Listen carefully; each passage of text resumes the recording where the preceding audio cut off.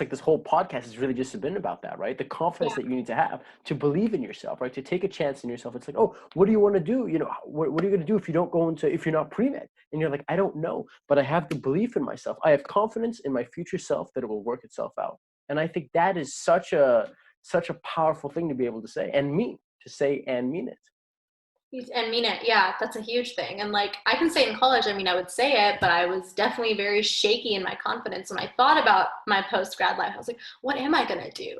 Like, if I really don't, if I'm not going to do research, I'm not going to become a counselor or go to, like, what am I going to do? Like, am I really going to start a business? Like, it seems so far fetched. And now I'm like, nothing is. Like, it's far fetched if you believe it is, right? And if you put yourself into the bubble of like, this is the reality I want to believe exists, and this is the only way to be successful. But there's like 1,000 different routes to success. You have to find the one that aligns with your vision and your purpose. And this again goes back to Catherine Zinkina. I just love her mindset reframe has totally changed the way that I see like my success in my career. But Wow. said that your strategy has to be based off of your vision. So many people are like, oh, that person has this sort of mailing list offer, whatever, on their website. So that's the way I need to set it up. That's the format. Or, this person started a YouTube channel and a podcast, so I need to do both. But it's like, no, you need to do what aligns with your purpose and your vision, I can say for myself, like I find now with doing podcasts, I find myself feeling so much more energetic and fueled and powerful than I ever did when I was on YouTube and I was sitting in front of a camera trying to say the same thing again and again and like fixing my expressions, face and doing my makeup. I was like, that would just drain me at the end. And maybe that's like my gut telling me, hey, don't stick with YouTube, switch over to another platform. When I hear TikTok, I feel energized, I don't feel drained. When I'm right now this conversation, it's like, I don't know how long we've talked for, maybe close to 45 minutes, but it's great. I don't feel drained at all. So kind of going back to where I was saying, like what I was saying, there's so many different paths to success, but the strategy that you take has to just align with your unique vision. And you cannot compare that strategy to anyone else's because their vision is different. So it goes back to the whole thing of energetic signature, doing what's right for you and not having a sense of competition. And I can say that sense of like comparison is so cutthroat in a college setting that I think that's partially what drives people away from their purpose and what they're meant to do. And I think honestly, like everyone needs some kind of like crazy eat, pray, love spiritual retreat to themselves. Like mine was when I went to Spain, I was there and I was like, I cannot come back and do this tech job. Like I can't. And then quarantine, I think, was a part two, like a continuation of it, because I came back from Spain, then I went back to school. Like we talked about this in my podcast. I went back to school and I was surrounded by the same environment.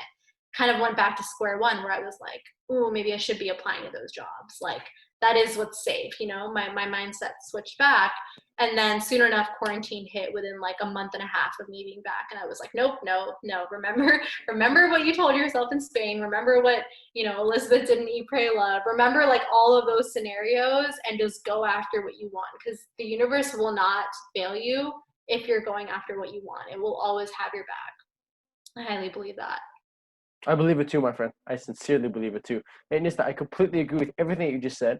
The one point that I really want to make sure I also emphasize for people is I don't want to give them like this false dilemma fallacy, in the sense of I don't want people to think it's, oh, either go to school or drop out and follow my dream. Guys, for a lot of people, you can do both. And what I mean by that is, and this is something that I've heard from Gary Vaynerchuk say, it's like, hey, listen, maybe you're in a position where you're 40, you've got kids, right? You've got a spouse. If you can't just drop everything, risk it, right? You're not young like us. You don't have parents looking over you in a sense. So do this. Maybe go to your 9 to 5. Make sure that you're paying for the groceries. Make sure that you're paying for rent. And then from 5:30 till 11, work on your passion. Start setting up your website. Work on your coaching skills. Work on whatever it is that you want to work on. And then part two is we'll do them both. Can you do this part-time, do this part-time? And then hopefully, if you've worked hard enough, if luck is in your favor, if you've put the effort in, eventually your passion can take over your full-time gig. What do you think about that? 100%. I talked about this in the second episode of my podcast where I brought up Jay Shetty's example. He did his 9 to 9, so he worked his day job at Accenture. He would come home and literally just teach himself how to make YouTube videos and edit until 2 a.m. every single day. Soon enough, blew up on YouTube. Now he's insane. He's the Jay Shetty, like has his podcast, his book, his YouTube, his Mm-hmm. business. He's traveling, like he did his whole monk thing, you know, and maybe that was I know that for him was his spiritual retreat, you know. His turning point was that when the monk came to speak at his school, because he thought he was just going to become like an engineer or a lawyer or a businessman. I think that's what he thought. And the engineer, or the monk, sorry, two very different things, came in. Yeah.